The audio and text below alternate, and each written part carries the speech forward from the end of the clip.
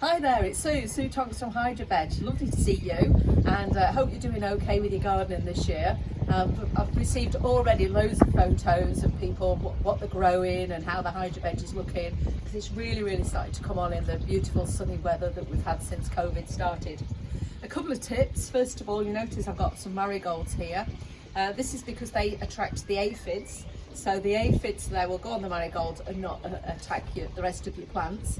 And another tip is, you notice I've got purple sprouting broccoli here, and all the cabbages and kales will soon be getting, if not already, little cabbage whites. So we like to do remedies in Hydroveg land that we have no pesticides or herbicides. So an easy way to fend your little cabbage whites off is garlic spray. So you get a bulb of garlic, chop it into about 3, put it in the saucepan, boil it up, and then let it cool, strain it off, and then spray the leaves with the garlic spray. But my Sue says remember to be upwind when you spray, else you'll stink for weeks.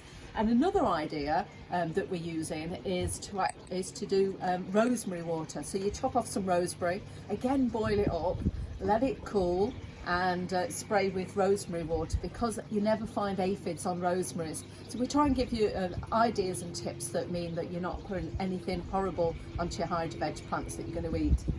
So have a great year, and remember to send me the pictures and any messages or that you want to send. Also put it onto recommendation on Google will be really good for us this time of year. And Facebook, yeah, at Hydroveg Kits is the Facebook site.